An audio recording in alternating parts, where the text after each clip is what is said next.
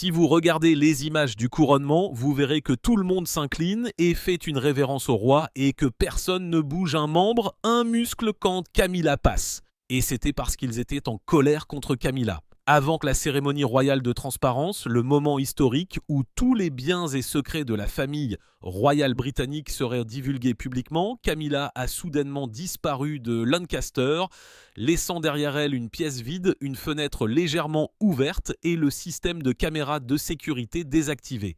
Tout le palais a été ébranlé. L'équipe de sécurité a fouillé chaque couloir tandis qu'à l'extérieur, des milliers de pères dieux attendaient et les questions affluaient. S'agissait-il d'un enlèvement ou d'un retrait calculé ? Des indices se sont progressivement révélés jusqu'à la veille de la cérémonie. À l'heure exacte de l'annonce, au milieu des lumières brillantes, Charles s'est avancé devant toute la nation avec un visage froid. Derrière lui se trouvait le vide laissé par Camilla. Sa déclaration a résonné, coupant le souffle à toute la grande salle. Et à partir de ce moment, une question a plané sur tout le pays. La famille royale restera-t-elle la même après aujourd'hui ? Il ne restait qu'une semaine avant la grande cérémonie royale de transparence. L'événement sans précédent était censé dévoiler tous les biens et activités royaux aux yeux du public, et le palais de Lancaster était plongé dans une tension étouffante. Les longs couloirs sans fin qui brillaient autrefois doucement sous d'anciens lustres en cristal portait désormais le poids d'une préparation méticuleuse. Chaque élément avait été orchestré avec précision, des inventaires complets des actifs au calendrier des discours, et surtout à l'image du couple royal se tenant la main. Un portrait d'unité et d'honnêteté que la nation aspirait à voir. Partout dans le royaume, les gens murmuraient avec l'espoir que cette cérémonie effacerait enfin les doutes qui obscurcissaient de la monarchie et ouvrirait une nouvelle ère de confiance. Pourtant, alors que la première lumière de l'aube filtrait à travers l'épais brouillard qui recouvrait les jardins royaux, ce fragile sentiment d'ordre s'est brisé. Une voix urgente a crépité dans un talkie-walkie, tranchant les couloirs calmes comme le tonnerre un matin clair. La reine Camilla a disparu, isolée immédiatement l'aile ouest. Ces quartiers privés, nichés dans l'aile ouest derrière des murs de pierre noircie par l'âge et drapés de velours rouge foncé, étaient étrangement vides. Le grand lit recouvert de soie blanche immaculée était intact, sa surface froide et lisse, sans un pli en vue. L'air lui-même semblait creusé, dense et glaçant, parfumé uniquement par le léger parfum persistant de rose provenant du vase sur sa coiffeuse. L'une des fenêtres latérales, normalement verrouillée pour empêcher le vent d'hiver d'entrer, était maintenant légèrement entr'ouverte, laissant un brouillard pâle s'infiltrer comme un voile de secret. Rien ne semblait déranger. Ses biens restaient soigneusement rangés, les oreillers parfaitement alignés, aucun mot laissé derrière. Il n'y avait aucune trace de lutte, aucun meuble éparpillé, pas de sang, pas d'empreinte de pas. C'était une disparition si parfaite, si précise, qu'il donnait des frissons dans le dos d'imaginer le calcul délibéré derrière elle. Lorsque le rapport est parvenu à la salle de réunion royale, une salle solennelle bordée de portraits d'ancêtres, le roi Charles est resté figé au milieu de son cercle de conseillers. Son visage habituellement calme, l'incarnation même du flegme royal, s'est maintenant assombri comme s'il était ombragé par des nuages d'orage. Ses mains serraient si fort la table en chêne poli que ses jointures ont blanchi, les veines se tendant sous une peau fine. Il pouvait à peine respirer, sa voix prise dans l'étau du doute et de la douleur. Autour de lui, des fonctionnaires et des gardes échangeaient des regards inquiets, sentant la fureur enfouie sous sa retenue, une colère mêlée de chagrin. La femme en qui il avait absolument confiance, la compagne qui avait traversé d'innombrables tempêtes à ses côtés, l'avait abandonné à la veille du moment le plus crucial de son règne. Après un long silence, Charles expira en tremblant, les yeux toujours fixés sur le rapport, et parla d'une voix basse et rauque, remplie à la fois de chagrin et de détermination. Pourquoi disparaître maintenant ? Cache-t-elle quelque chose ? A-t-elle peur que cela ne fasse surface lors de la cérémonie de transparence ? Si c'est la vérité, alors je la trouverai moi-même, et devant toute la nation, je demanderai « Qu'est-ce que tu es si désespéré de cacher ?» L'atmosphère est devenue insupportable. Chaque personne dans cette chambre a réalisé qu'il ne s'agissait pas d'une disparition ordinaire. C'était le coup d'envoi d'une guerre invisible entre le roi et sa reine, une guerre qui menaçait de fracturer le cœur même de la monarchie. En quelques heures, la nouvelle avait fuité, se répandant comme une traînée de poudre sur les médias sociaux et les organes de presse. Les portes imposantes du palais de Lancaster, encadrées de pierres froides et de barres de fer rouillées, ont rapidement été assiégées par des journalistes et des caméras clignotantes sous un ciel sombre. Des questions ont fusé de toutes parts. Avait-elle été enlevée ou s'était-elle enfuie? Si elle est partie de son plein gré, de quelle vérité fuyait-elle? Les journalistes se sont bousculés pour obtenir une position, brandissant des microphones vers les gardes silencieux qui refusaient de parler. Tout au long de cette longue et implacable journée, des équipes de recherche composées de gardes d'élite et de chiens entraînés ont peigné chaque centimètre du palais de Lancaster.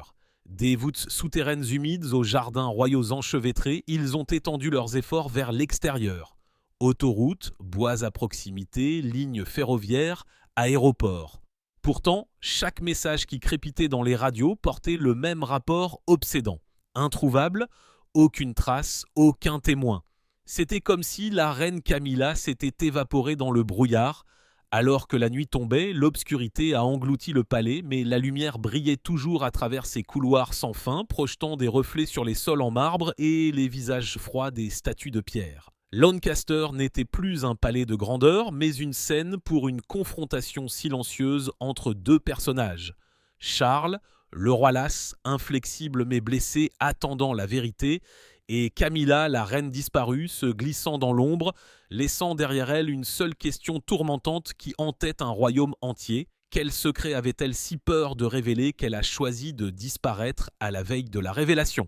La nuit au domaine du Nord, où Camilla s'était réfugiée, était enveloppée d'une obscurité complète. De froides rafales de vent se sont glissées à travers les fissures de la vieille porte, emportant avec elle le parfum humide de la forêt de chênes et l'odeur terreuse et moite de la décomposition. Dans la pièce désolée, elle était assise seule à une longue table recouverte de documents éparpillés et de piles de dossiers. Les voix familières avaient disparu. Seul le rythme accéléré de son rythme cardiaque subsistait, accompagné de la pâle lueur vacillante d'une lampe de bureau illuminant son visage marqué par une profonde fatigue. Camilla était assise immobile, les yeux fixés sur les dossiers inachevés devant elle. Tout ce qui s'était déroulé au cours des 3 dernières années, les transferts, les transactions immobilières, les manœuvres secrètes, avait cessé d'être de simples paperasses. C'étaient maintenant des réponses suite à la question qui l'a hanté depuis 2 décennies. Pourquoi, après tout ce temps, rien dans le palais de Lancaster ne lui appartenait-il vraiment? Elle ne s'était jamais menti à elle-même. Elle n'était pas Diana, pas l'icône bien-aimée du peuple. Elle est venue plus tard, et dès le jour où elle a mis les pieds à Lancaster, elle a su que ses portes ne s'ouvriraient jamais complètement à elle. Les gens pourraient l'accepter aux côtés de Charles, mais ils ne lui laisseraient jamais de place seule. C'est pourquoi elle avait essayé de lui parler tant de fois. Au début, ces mots étaient doux, presque une suggestion. Pourquoi ne créons-nous pas un fonds commun, quelque chose à nos 2 noms? Je veux juste une marque qui se tienne à côté de la tienne, une part du domaine de Lancaster. Mais avec le temps, son ton est devenu plus lourd, teinté de désespoir. Tu t'accroches à ton passé alors que je reste à jamais en arrière-plan sans rien qui m'appartienne. Alors, qu'est-ce que je suis vraiment pour toi? Et à chaque fois, Charles ne faisait que secouer la tête et répondre avec les mêmes mots inflexibles. Des mots qu'elle ne pourrait jamais effacer de son esprit. Ce qui appartenait à ma mère lui appartiendra toujours. Lancaster est le seul souvenir qu'il me reste d'elle et personne, pas même toi, ne peut y toucher. Pour lui, ces mots étaient un vœu de souvenir. Pour elle, ils étaient un verdict. Ils signifiaient que peu importe combien de temps elle se tenait à ses côtés, tout autour d'elle appartenait encore au passé et qu'elle n'en ferait jamais partie. De cette réalisation, une idée a commencé à prendre racine.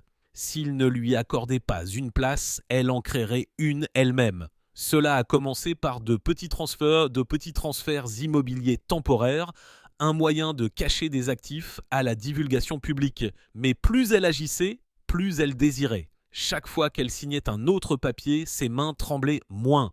Les chiffres et les nombres se sont transformés en un empire privé, le seul royaume qu'elle pouvait appeler le sien. Après avoir existé pendant des années dans l'ombre de quelqu'un d'autre, il ne s'agissait pas seulement d'argent pour elle. Il s'agissait d'existence. Elle savait que si Charles découvrait un jour la vérité, sa fureur serait incommensurable. Mais comment pouvait-il comprendre ce que cela signifiait de vivre pendant 20 ans à l'intérieur d'un palais où pas même une seule pièce, un seul meuble ne portait son nom, où chaque tapisserie, chaque jardin appartenait encore à une autre femme. Il avait tout gardé tel quel, comme pour lui rappeler constamment qu'elle ne la remplacerait jamais. Et pour Camilla, cette blessure était plus profonde que la haine. Dehors, le vent rugissait, secouant les vieux chênes, jusqu'à ce que leurs ombres dansent comme des fantômes agités. Camilla se pencha sur la table, ses doigts appuyant contre la pile de dossiers qu'elle croyait encore hier être son bouclier. Elle avait soif de reconnaissance, d'une revendication sur la richesse qui immortaliserait son nom à l'intérieur de ces murs du palais, mais plus elle s'accrochait à son ambition, plus elle voyait clairement le piège qu'elle avait construit. Chaque transfert secret, chaque signature par procuration, chaque trace d'argent caché, tout cela s'effondrait sur elle. Si elle restait à Lancaster un jour de plus, si elle attendait la cérémonie de transparence, tout ce qu'elle avait fait serait exposé sous la lumière impitoyable de la vérité. Et elle savait que lorsque ce moment viendrait, il n'y aurait aucun moyen d'expliquer, aucune rédemption à saisir. Une rafale d'air froid a éclaté à travers la fenêtre entr'ouverte, envoyant les papiers voltiger dans le chaos. Pour la première fois, Camilla a ressenti une véritable peur de ce qu'elle avait elle-même créé. Elle a finalement compris, elle n'avait pas fui par rébellion, mais par panique. Panique à l'idée de voir ses secrets soigneusement enfouis, révélés devant Charles, devant la nation. Sa main s'est crispée sur le bord de la table, les yeux fermés. Tous ses plans élaborés, tous les calculs qu'elle avait faits n'avaient mené qu'à cela. Une pièce vide, une pile de papier et une solitude bien plus grande que le pouvoir qu'elle avait jamais rêvé de posséder. La disparition de Camilla a commencé sous une aube pâle et incolore. Pourtant, aucun rayon de lumière ne pouvait percer l'étouffante lourdeur qui planait sur le palais de Lancaster. Dans la cour principale, des rangées de véhicules de sécurité ont vrombi et se sont éloignés dans toutes les directions, tandis que des hélicoptères planaient au-dessus, leurs projecteurs balayant le sol brumeux. À l'intérieur du palais, l'air était rempli du cliquetis des bottes et des ordres brefs des enquêteurs. Les couloirs qui résonnaient habituellement d'une élégance tranquille résonnaient maintenant d'urgence. Les portes autrefois réservées aux occasions cérémonielles étaient ouvertes à la volée, alors que chaque centimètre du palais était peigné. Toutes les opérations royales régulières méticuleusement organisées pour la prochaine cérémonie royale de transparence avaient été complètement interrompues. Ce matin-là, Charles a donné un ordre direct. Tous les membres de la famille royale devaient aider à l'enquête. Sur la longue table en chêne, des plans et des cartes détaillées de Lancaster étaient dépliés. De grands écrans clignotaient sans arrêt, rejouant les images des caméras de chaque couloir. Des rapports s'empilaient avec des noms, des plaques d'immatriculation et des horodatages de toutes les entrées et sorties par les portes latérales. Les agents de sécurité et les analystes travaillaient avec acharnement, leurs voix se chevauchant, les sourcils froncés, les cols trempés de sueur malgré le froid mordant de l'air matinal. Après plus de 10 heures de recherche exhaustive, des progrès sont venus de l'équipe technique qui surveillait l'aile nord. Ils ont découvert quelque chose de curieux. Une porte étroite et cachée au fond d'un vieux couloir, un vestige du passé victorien de Lancaster. Par protocole, elle avait été scellée il y a des décennies, exclue du réseau de sécurité moderne. Une relique oubliée d'un ancien passage secret. En rembobinant les images de surveillance à proximité, ils ont trouvé les images floues par des interférences. Pourtant, les images finales étaient indubitables. Une femme vêtue d'une cape sombre se déplaçant rapidement mais calmement, tenant un sac à main vert familier et portant une bague brillante distinctement grande. Des objets connus pour appartenir uniquement à Camilla. Elle a disparu dans le jardin par la porte cachée. Il n'y avait aucun signe de détresse, aucun poursuivant, aucun chaos. Les images émanaient une sérénité délibérée, le calme de quelqu'un qui savait précisément où elle allait. La salle de commandement est tombée dans le silence. Personne n'osait parler. Toutes les paires d'yeux sont restées fixées sur l'écran, unies par la réalisation tacite de ce qu'elles venaient de voir. À midi, la mise à jour a atteint Charles. L'affaire, autrefois traitée comme un enlèvement potentiel, a été officiellement reclassée. Il s'agissait d'un départ volontaire planifié. Maintenant, avec la cérémonie royale de transparence, le moment décisif destiné à restaurer la crédibilité de la monarchie. À seulement quelques jours, la disparition soudaine de la reine était devenue une ligne de faille menaçant de tout fracturer. Une absence s'était transformée en une crise nationale capable de déclencher une tempête de spéculation et d'indignation publique. Julien, le stratège des médias royaux, a été le premier à prendre la parole, sa voix lente, lourde et mesurée, il n'y a plus de doute. Elle est partie intentionnellement. Personne ne tombe sur ce passage latéral par hasard, seuls quelques membres de la famille royale savent même qu'il existe, et désactiver les caméras à proximité sans alerter la sécurité. Ce genre de précision demande de la planification. Nous devons découvrir ce qu'elle essaie de cacher. Plus tard cet après-midi, dans une chambre isolée à l'écart du chaos, William, le prochain sur le trône, a convoqué Julien pour une discussion privée. Son visage habituellement calme portait une fatigue visible, son ton était tendu et coupé. « Julien, j'ai besoin que tu vérifies quelque chose immédiatement. J'ai des raisons de croire que sa disparition est liée à des irrégularités financières.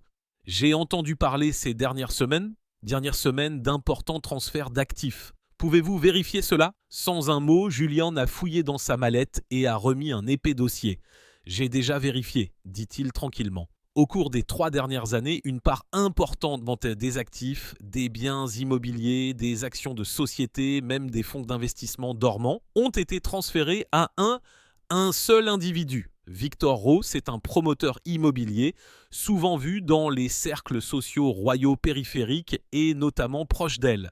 Si elle voulait cacher des actifs à l'audit de transparence, l'utiliser comme mandataire serait la méthode la plus sûre. Les yeux de William sont tombés sur les documents, ses doigts se resserrant autour des bords jusqu'à ce qu'ils deviennent pointe blanc. Si ces avoirs étaient au nom de Victor, ils n'apparaîtraient jamais dans le rapport de transparence. Et avec seulement une semaine avant la cérémonie, le moment de sa disparition pointait vers une possibilité effrayante. Tout l'acte avait été orchestré pour protéger des richesses cachées. Alors que le crépuscule s'installait sur Lancaster, les lumières du palais se sont rallumées, mais l'ambiance avait changé. Le chaos frénétique du matin avait évolué en une intensité concentrée et mijotante. Les enquêteurs ne cherchaient plus sans but, ils suivaient une piste. Sur la table de commandement gisaient des pages de transactions, chacune portant le même nom récurrent, Victor Ross. Son nom traversait les fichiers comme une ligne écarlate reliant chaque indice. Ce soir-là, après la levée du conseil d'enquête, le roi a émis une directive ferme. Convoquez Victor Ross immédiatement. Il doit être à Lancaster avant l'aube. Dehors, le vent hurlait contre les murs de pierre. Le sifflement des sirènes a percé la nuit alors que des véhicules d'escorte noire dévalaient des routes vides. La recherche d'une reine disparue s'était transformée en quelque chose d'entièrement différent. Un interrogatoire urgent.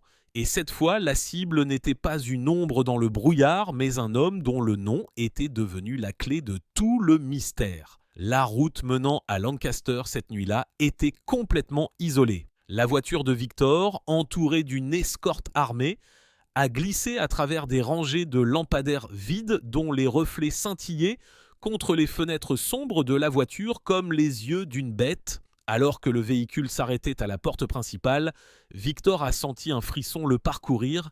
Il savait que cette nuit allait tout changer.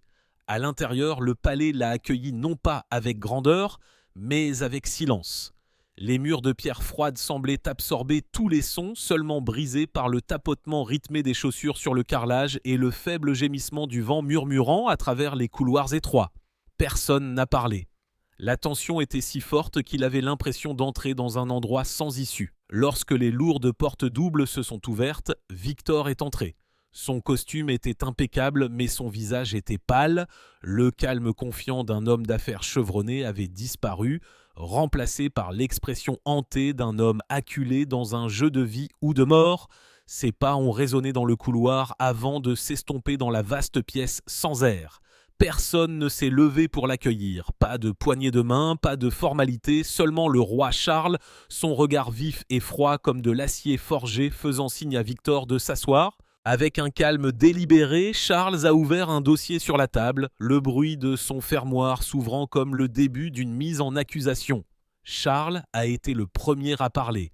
Sa voix était basse, contrôlée, chaque mot frappant avec un poids mesuré. « Monsieur Rowe, vous comprenez pourquoi vous avez été convoqué ici, n'est-ce pas ? Nous avons découvert plusieurs actifs royaux enregistrés à votre nom au cours des 3 dernières années. Comment comptez-vous expliquer cela ?» Victor a dégluti difficilement, ses mains tremblant légèrement alors qu'elles reposaient sur la table, mais il a forcé sa voix à rester stable. « Votre Majesté, cela a commencé comme un simple arrangement. La reine, Sa Majesté Camilla, est venue me voir. Elle a dit que certains actifs devaient être détenus temporairement sous un nom externe pour des raisons délicates en raison de l'instabilité médiatique. Je pensais que je ne faisais qu'aider. Je ne pensais pas que c'était mal. Elle croyait qu'une fois la cérémonie de transparence arrivée, tous les actifs qui ne seraient sondés pas à son nom n'apparaîtraient pas dans le rapport. De cette façon, ils échapperaient à la divulgation publique. Par la suite, elle prévoyait de tout retransférer tranquillement à elle-même. Je n'étais que le nom. Elle a conservé le contrôle total grâce à des accords privés. William s'est penché en avant, les coudes posés sur la table polie, son ton tranchant et froid.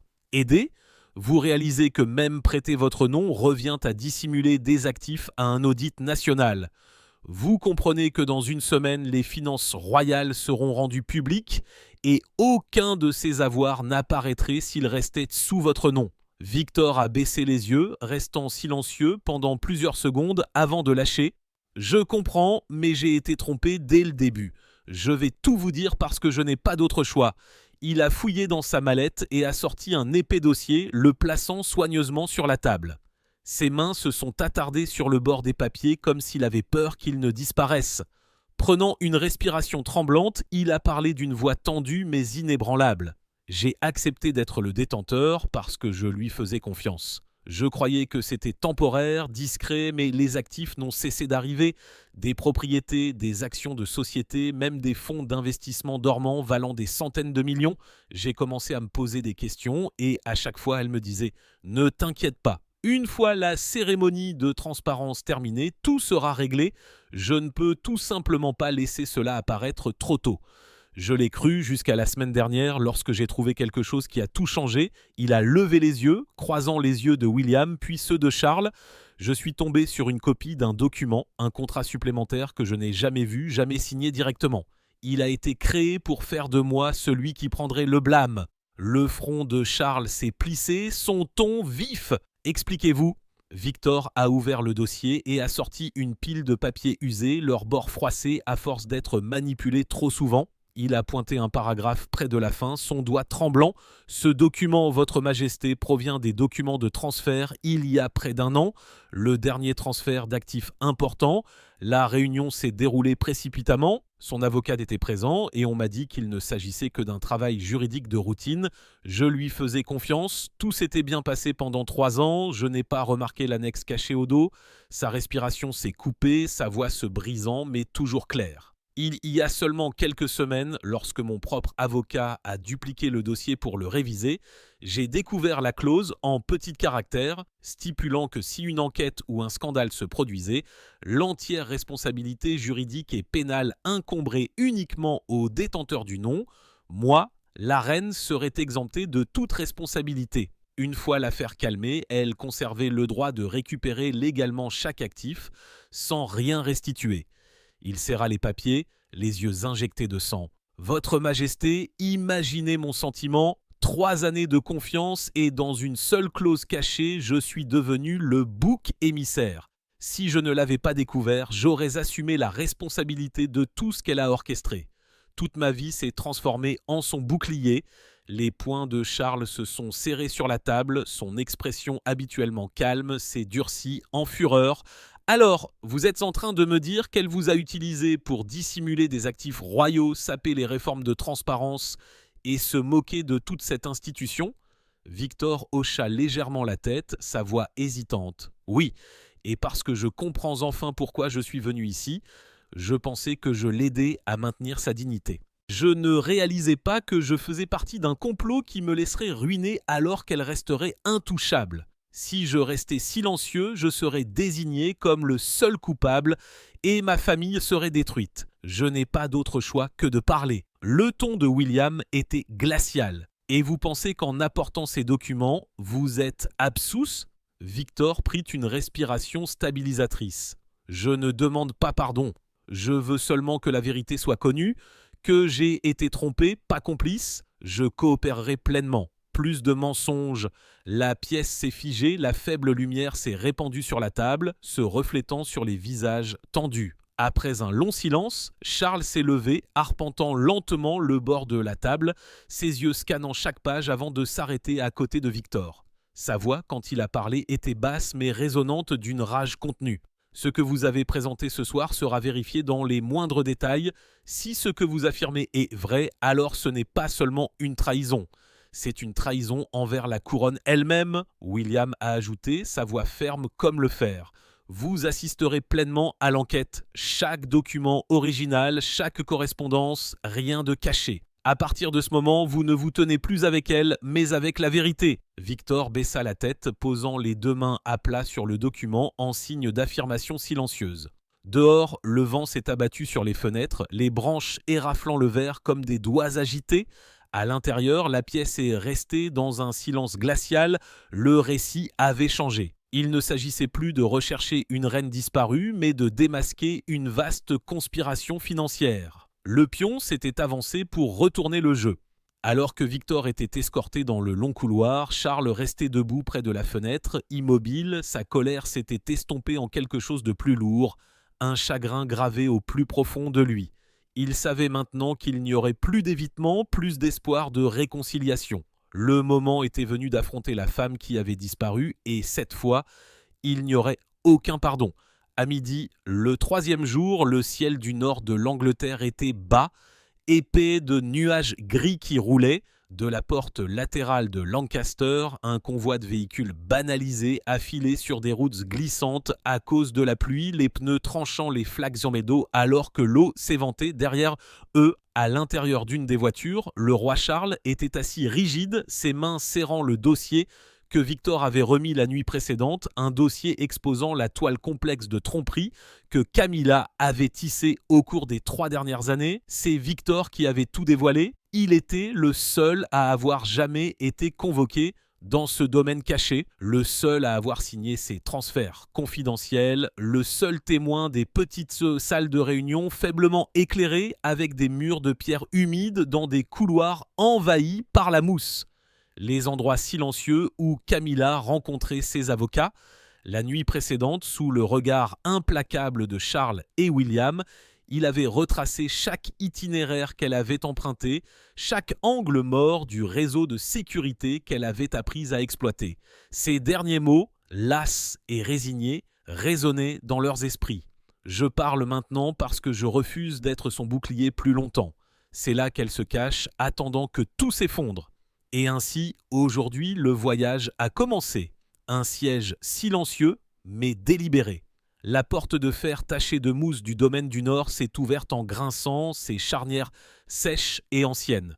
Charles y est sorti de la voiture, son manteau sombre claquant dans le vent, les yeux creusés par la fatigue et la fureur. Il n'a rien dit.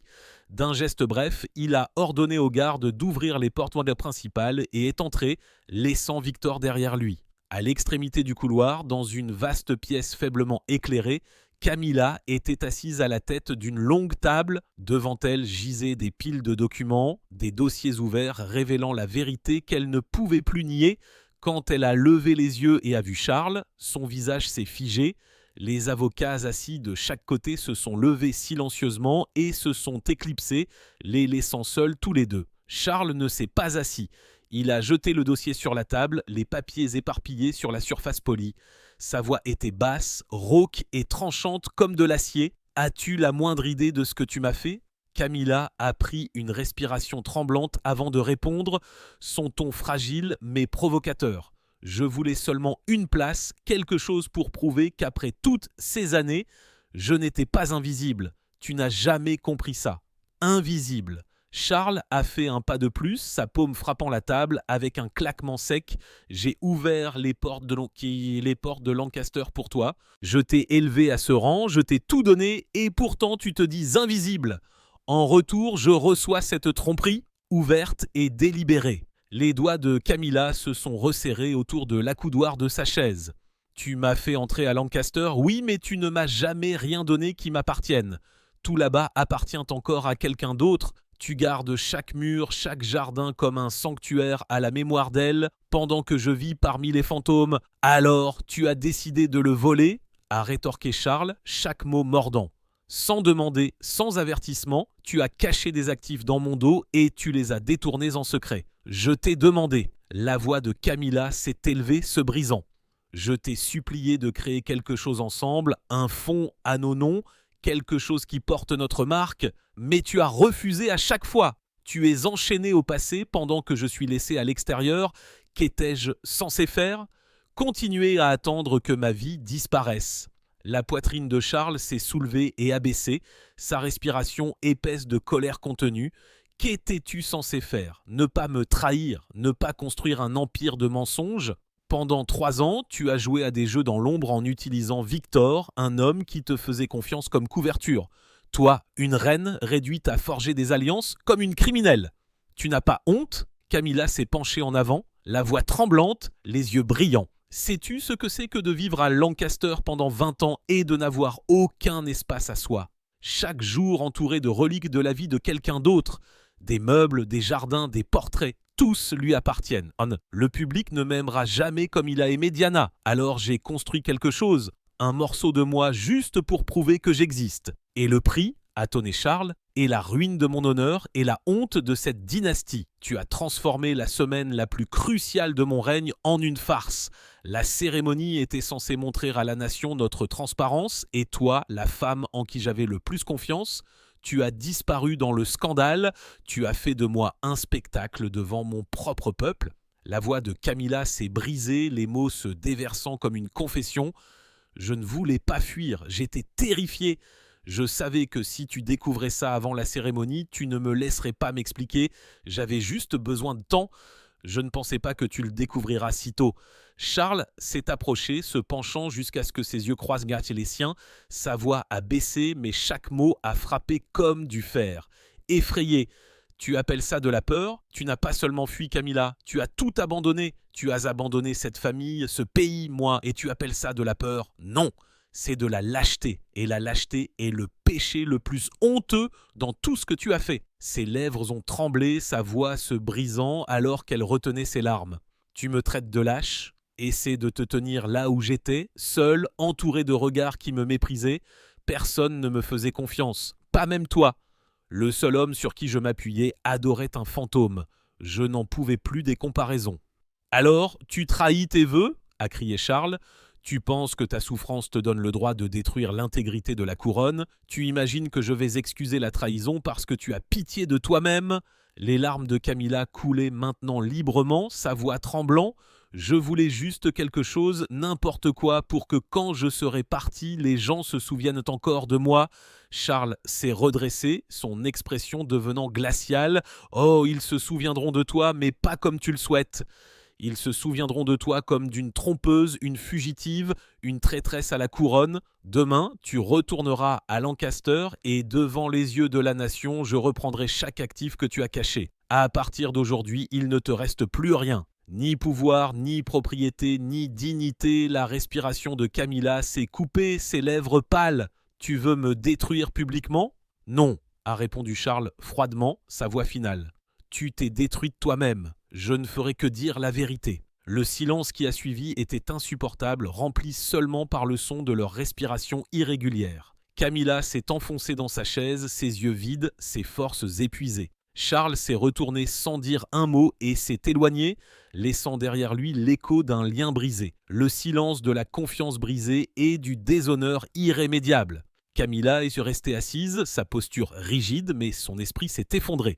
Son regard était vacant, son monde s'écroulant en silence. Lorsque la porte s'est refermée derrière lui, la pièce a semblé devenir plus lourde, l'air immobile et suffocant. Pour la première fois depuis des années, elle s'est sentie complètement vaincue, dépouillé non seulement de son pouvoir, mais aussi de son identité. Dehors, le vent rugissait à travers la forêt de chênes, témoignant du moment où un mariage et une monarchie se sont finalement brisés de façon irrémédiable. Le matin de l'annonce de la transparence royale s'est levé sous un ciel lourd de nuages gris superposés, chacun pesant sur Londres, comme si la ville elle-même retenait son souffle. Toute l'Angleterre attendait le moment qui avait été promis pendant des mois, le jour où la monarchie dévoilerait ses rouages internes au public. Au cours des 2 jours de silence qui ont suivi la confrontation au domaine du Nord, Camilla avait tout réfléchi. Elle savait qu'il ne restait plus aucune issue. Chaque voie d'évacuation scellée. Chaque document maintenant en possession de Charles.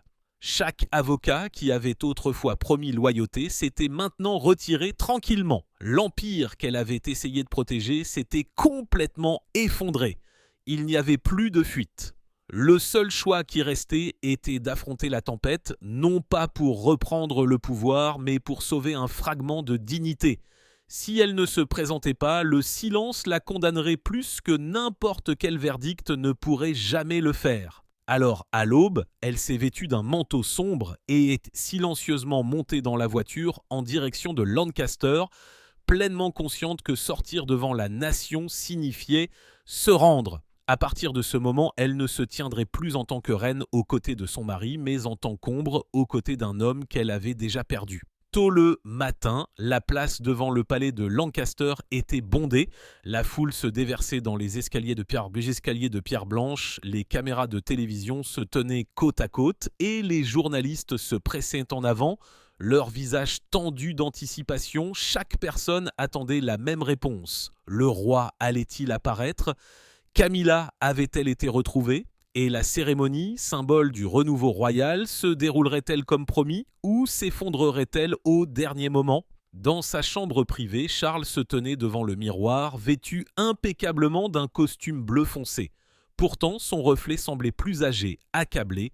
Il savait qu'il se tiendrait devant la nation aujourd'hui, mais en vérité, il se tiendrait seul. Même si quelqu'un se tenait à ses côtés pour les caméras, l'illusion d'unité s'était déjà fracturée de façon irrémédiable. Lorsque la grande tour de l'horloge a sonné l'heure, les portes ouest de Lancaster se sont ouvertes, le rugissement de la foule a rempli la place, puis est tombé brusquement dans un silence stupéfait lorsqu'ils l'ont vue. Camilla. Après une semaine de disparition, elle se tenait à nouveau aux côtés du roi. Sa posture était rigide, son expression calme mais vide. Chaque caméra a capté la même vérité. La femme aux côtés de Charles ne portait plus d'autorité, seulement l'écho fané de celle-ci. Elle était revenue, mais en tant qu'étrangère dans son propre monde. Charles s'est avancé sur le podium, ses yeux ont balayé la foule, la mer de visages, les milliers de drapeaux agitants et les lentilles scintillantes des caméras du monde entier. Sa voix était basse mais stable, résonnant dans les haut-parleurs. Avant de commencer l'annonce d'aujourd'hui, je dois dire à cette nation une vérité. Au cours des 3 dernières années, une personne au sein de cette famille a délibérément dissimulé des actifs et les a transférés ailleurs, craignant que les réformes de transparence ne suppriment son influence. Et lorsque la vérité a failli être révélée, cette personne s'est enfuie, non pas sous la menace, mais par peur. Nous avons depuis récupéré ce qui était caché. Je dis cela non pas pour humilier, mais pour rappeler à tout le monde. Même ceux qui sont nés de sang royal, une fois qu'ils ont trahi la confiance, doivent en répondre comme le ferait n'importe quel citoyen. Il s'est arrêté, scannant la vaste foule, puis a continué, sa voix s'élevant avec une conviction solennelle. Aujourd'hui, devant le peuple de ce royaume, je déclare que chaque actif royal, domaine, propriété, action, fonds et revenus seront rendus totalement transparents. Personne parmi nous n'est au-dessus de la loi. Personne ne se cachera derrière le privilège ou le pouvoir pour obscurcir la vérité. À partir d'aujourd'hui, nous commençons une nouvelle ère. La foule RSTE a resté immobile. L'air était si silencieux que l'on pouvait même entendre le bruit du vent tirant sur les drapeaux. Puis, alors que les écrans massifs ont commencé à afficher les listes d'actifs audités, des chiffres clairs vérifiés ligne par ligne, un frisson d'applaudissements a commencé. C'était hésitant au début, puis a gagné en force, roulant à travers la place comme une houle océanique, jusqu'à ce que le son devienne tonitruant. Camilla se tenait à côté de lui, les mains jointes serrées, son regard fixé devant elle, mais ne voyant rien. Elle savait que son nom n'était nulle part sur cet écran. Tout ce qu'elle avait autrefois essayé de protéger avait été repris. Chaque vague d'applaudissements la frappait comme un rappel de sa défaite.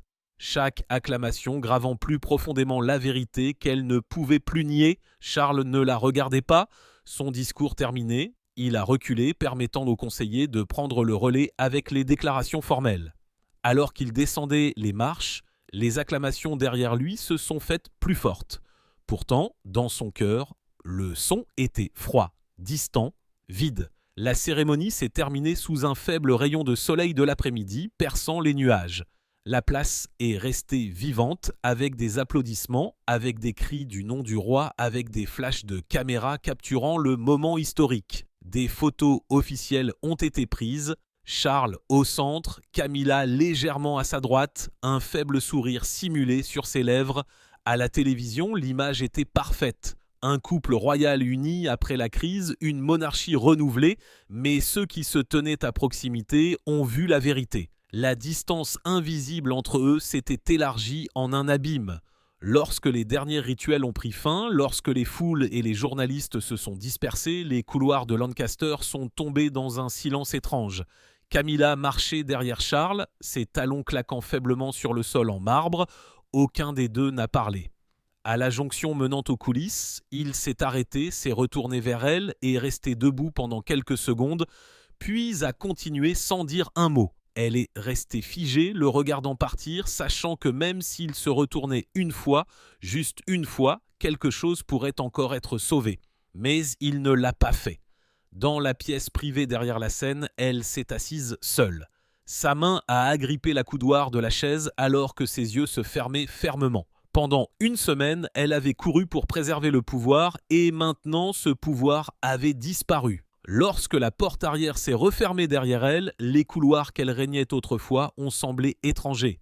Le personnel qui s'inclinait autrefois respectueusement détournait maintenant les yeux. Son bureau, autrefois bondé de dossiers, d'appels et de plans, était dépouillé.